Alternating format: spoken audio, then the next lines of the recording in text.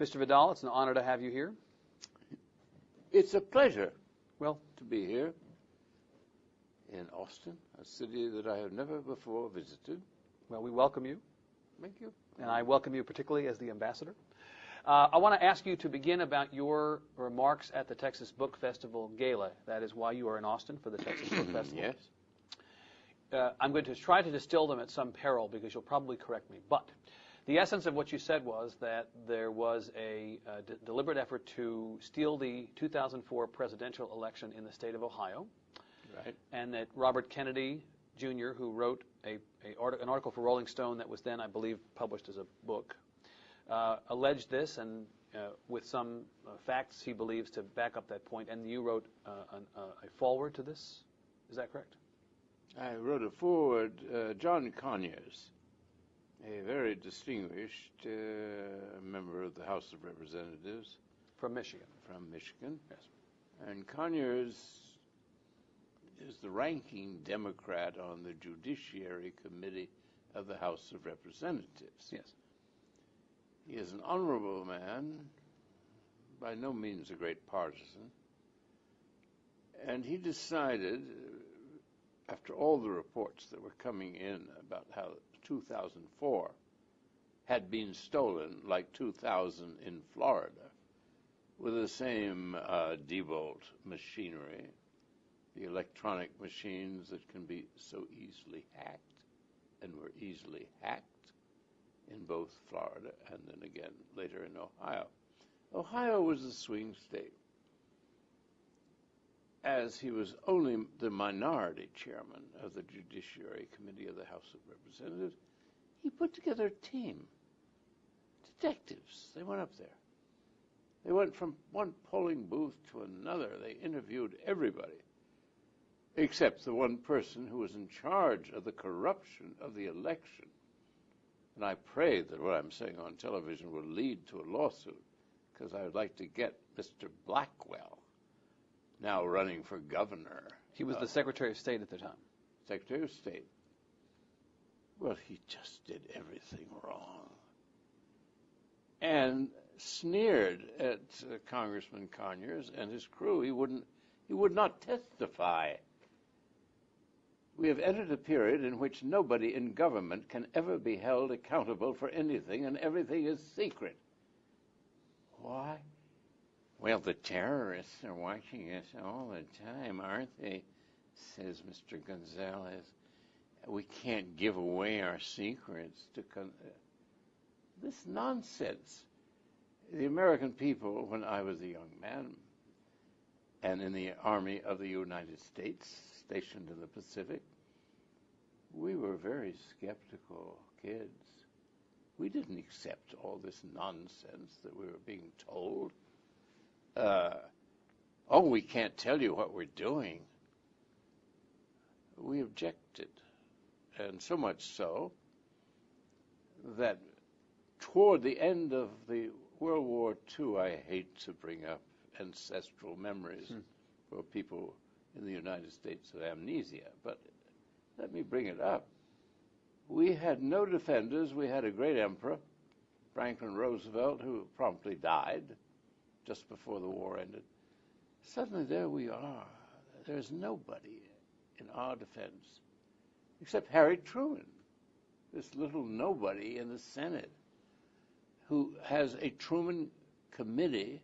He's very ambitious, and he had become Roosevelt's vice president in the last election, third or fourth. And there he was. And suddenly it was very clear that certain elements in the United States, let me translate them into English, Halliburton, let me translate it into more English, Enron, let me translate it into more English. Then the right wing says, oh, Gore Vidal, you are a conspiracy theorist. I said, no. I'm a conspiracy realist. I know who's stealing what money from whom. I was brought up in Washington, in the house of a U.S. senator. I know a great deal about what's going on. You have seen to it that the American people know nothing at all. That is partly your great sin against the declining republic in which we live. And so the Conyers report, produced as a result of the efforts that you describe, said basically what? The election was stolen with the collusion of the Secretary of State. Who you should mention was also the chair of the Bush-Cheney campaign in Ohio, right? You've said it for me. I'll repeat it slightly. Yes. He was chairman of the re-election of Mr. Bush. It's 2004. Remember, Bush was not elected twice. The fix was in, both in, I suppose, in Florida in 2000 and again in 2004, each involving the Secretary of State of the state. Each was collusive with the Bush campaign. Each Secretary of State was working for Bush's election in the first case and his re-election in the second case. This is intolerable.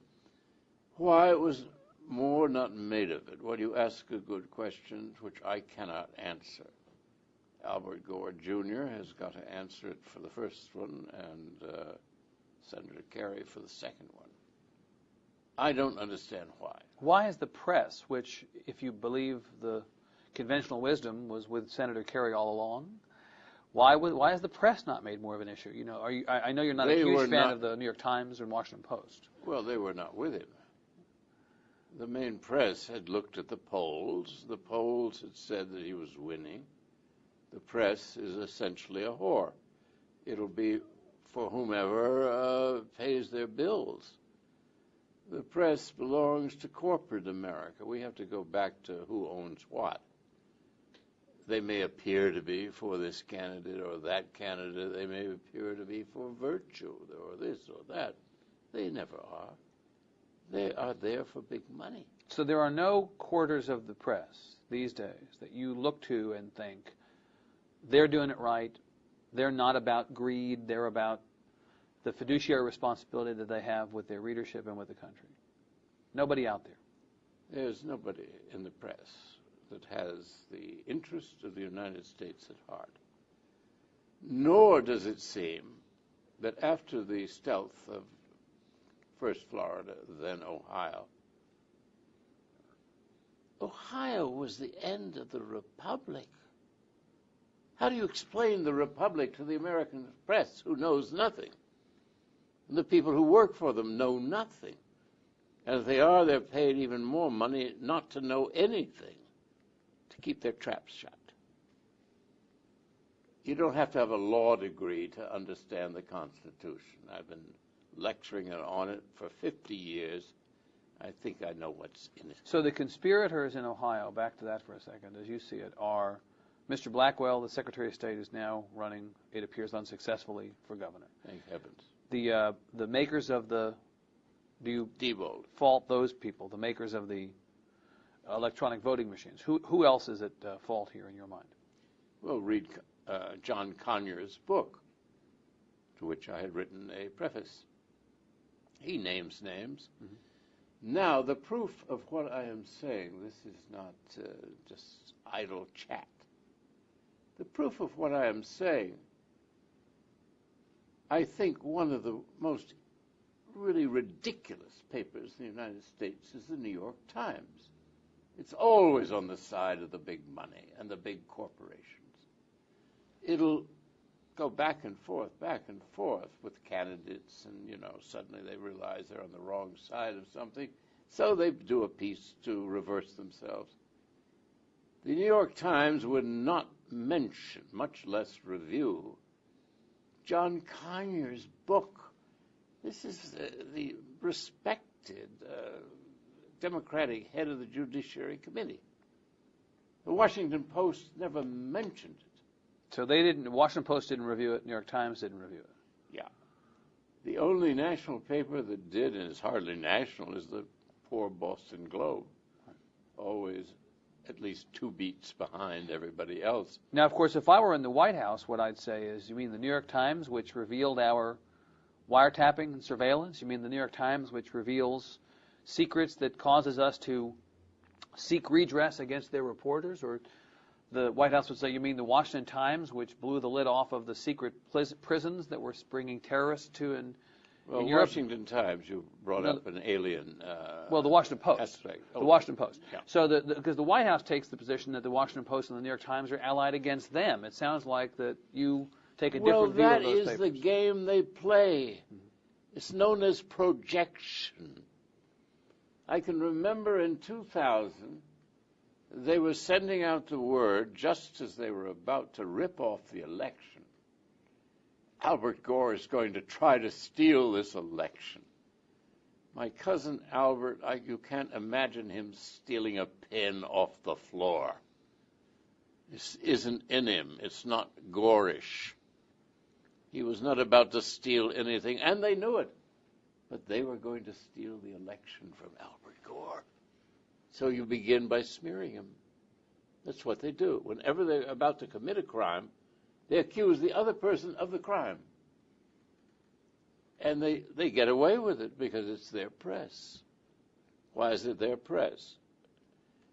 Our leadership, if you can call it that, the junta, as I call them, belongs to corporate America. They're in place to get money for Halliburton, to get money to rebuild everything that, on the other hand, they smashed down. So there they are, serving the great powers, the great financial powers of the country. So you always begin by saying, when somebody like me, might come up on television and say, well, they stole this election, and I'll tell you why, and I'll tell you how much they did it by. To head me off at the bend of the road, well, we found out that Albert Gore was going to steal it.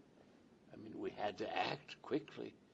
So maybe we weren't, entirely responsible, but thank God we saved us from the Gore dictatorship and gave us the Bush tyranny.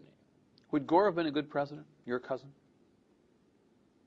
Well, he wouldn't be as bad as what we have had. I mean, we have to think in negatives. Well, but would he have been a good president? Yes, because what was his campaign? In the coming Playboy, which will be out in 2 or 3 weeks, I have written a piece called 3 Senators Gore.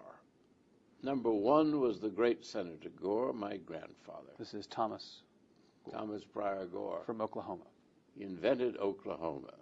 Wit of that sort runs in our family. He was their first senator. I say and he was against World War I, which most of the American people were, but Woodrow Wilson got us into it with the most insane slogan, "Make the world safe for democracy." It's like saying, make the world safe from dandruff. It's a slogan from advertising. It means nothing. Then my second Senator Gore was Albert's father, who lost his seat because he was opposed to the Vietnam War. What I'm trying to do is, people talk about the Bush dynasty. Well, I can only tell you the Gore dynasty is about 22 degrees higher IQ than every Bush involved in the world. They've done nothing but raise money for very peculiar oil deals in the state of Texas, where I'm so happy to be at this moment. And then the third Senator Gore is obviously Albert Jr. Albert Jr. Is he was he a better public servant than his father in your mind? I'm going to tell a story. I assume your people will cut my story out, but it's a funny one. Having just ensured that we won't.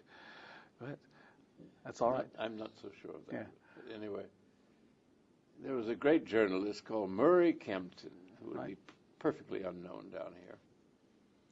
Murray was at the New York Post when it was a liberal paper,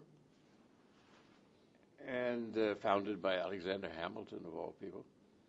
And Murray was probably the best general journalist in the country, an enemy of Nixon, naturally. Time passes, and your old enemies often become friends. And in a way, Murray really was lost without Nixon in the White House. And I think Nixon was lost without Murray Kempton in the post, attacking him once a week. So comes the day that Nixon has resigned, he's out of office, and Murray is on his way out at the post. And the two guys get together, and they decide to have lunch. Well, they found they had so much in common, each other. And it was a beguiling story. And Murray told me as follows when Bush #1 was elected president. And Murray rang up Nixon and said, "Would you like to have lunch today?" And Nixon said, "Yes, I think we should have lunch today. Yes, very important day." So the two guys have lunch. And Murray says, "Well, here is your favorite Republican politician is now the President of the United States. What shall we expect from George H.W. Q, XYZ, Kenny Bunkport, Bush?" In fact, who had been chair of the Republican National Committee when Nixon was. And also head of the CIA, president. and also ambassador to China. And I talked to Murray shortly after the lunch, so I got it pretty fresh. I said, "What did Nixon say about old man Bush?" And he and I are exact contemporaries. When I was a schoolboy at the Phillips Exeter Academy in New Hampshire, he was a schoolboy at the Phillips Andover Academy in Massachusetts. This is Bush the Elder. Bush the Elder. Yes. Each of us enlisted in the Second World War, which is more than could be said of the descendants. So Murray told me, he said, "Well, Murray, I must say, to give him his credits." And Nixon said, "Well," he said, "Bush, well, he's a complete non-entity. Nothing there. Just nothing there. He's the sort of person that you appoint things to," meaning CIA, ambassador to China, head of the Republican Party. And I said, "Well, yes, on the other hand, why do you appoint him if you think he's absolutely nobody?" "Well, there are certain people in public life, if you're the president, you have to acknowledge." And that was how I acknowledged him. "What sort of president do you think he'll be?" said Murray. "Don't even think about it," said Nixon. Then Murray pursued the subject, and he said, "Well, what kind of character does he have?" Nixon didn't care things about character, for heaven's sakes. "Oh, I don't know. I mean, these are abstract questions that Richard M. Nixon didn't like." But Nixon said, "There's nobody there. But now Barbara, she's really vindictive," which was the highest praise Richard M. Nixon could give anybody. He knows from vindictive. He knows. Yeah. Right. So that was the beginning of that administration, as viewed by Murray Kempton, our best journalist at that time. We have a few minutes left. I want to ask you, as you look ahead to the next presidential election, which is 2 years out, do you have any hope? Do you see anybody who might run or who might be persuaded to run in whom you have confidence or for whom you have affection? May I persuade you never to ask such a question again of anyone? You might be able to, but I'm curious to know why that's a bad question. I'll tell you. The American people have been so infantilized, particularly by television, that they have no information on any subject or actually any person. They don't know anything. They are spun. To keep them infantile, our rulers make sure that questions such as you just asked me are asked. Why is that? Why shouldn't we find out Well, who we you should like? find a nice, if you could only find a really nice man or woman. Well, how about somebody really nice person. How about somebody you believe in? How about somebody who you believe could lead the country? How would you know if they could, because the press will not tell you what they represent? Well, here you have an opportunity to tell us, or to tell people who are Well, watching I'd have the to show. begin an hour ago All right. So, to spell it out. so I'm going to take from that there is no short answer, at least, and possibly no answer at all to that question. No, and it's a dangerous question. Everybody's excited by Obama, whatever he's called. Well, he's an attractive guy, so what? He has not told us anything about himself. We know nothing about him, and we're supposed to rush out and vote for him if we're Democrats. We don't even know if he is a Democrat. We don't know what he is. Who was the last person who struck you as a good person to be in public life? Is that a fair question to ask? Yeah. George McGovern. He was a gentleman and he was a war hero. And he's my generation, and I was in the same war. Those of us in World War II had an idea of who the other guys were, and he was great. Right. But we have to go back 34 years to the last candidate for president who you felt some kinship with. Yes. Right. And even then it wasn't complete. I would have liked him to have more of a political view of the world, which he didn't have. Okay. Well, if you're through Austin again, and I hope you are, maybe we can pick up the conversation and begin with the bad question and give you enough time to answer it. How about that? Give you enough time to ask it. Okay. Mr. Vidal, thank you very much. Good luck with your book and your tour. Thank you. I would like to get Mr. Blackwell, now running for governor. He was the Secretary of State at the time. Secretary of State. Well, he just did everything wrong. And sneered at Congressman Conyers and his crew. He would not testify. We have entered a period in which nobody in government can ever be held accountable for anything, and everything is secret. Why? Well, the terror on the Judiciary Committee of the House of Representatives. Yes. He is an honorable man, by no means a great partisan, and he decided, after all the reports that were coming in about how 2004 had been stolen like 2000 in Florida, with the same Diebold machinery, the electronic machines that can be so easily hacked, and were easily hacked in both Florida and then again later in Ohio. Ohio was a swing state. As he was only the minority chairman of the Judiciary Committee of the House of Representatives, he put together a team. Detectives. They went up there. They went from one polling booth to another. They interviewed everybody, except the one person who was in charge of the corruption of the election. And I pray that what I'm saying on television will lead to a lawsuit. Presidential election in the state of Ohio. Right. And that Robert Kennedy, Jr., who wrote an article for Rolling Stone that was then, I believe, published as a book, alleged this, and with some facts he believes to back up that point. And you wrote a foreword to this. Is that correct? I wrote a foreword. John Conyers, a very distinguished member of the House of Representatives. From Michigan. From Michigan. Yes. And Conyers is the ranking Democrat. Mr. Vidal, it's an honor to have you here. It's a pleasure to be here in Austin, a city that I have never before visited. Well, we welcome you. Thank you. And I welcome you particularly as the ambassador. I want to ask you to begin about your remarks at the Texas Book Festival Gala. That is why you are in Austin for the Texas Book Festival.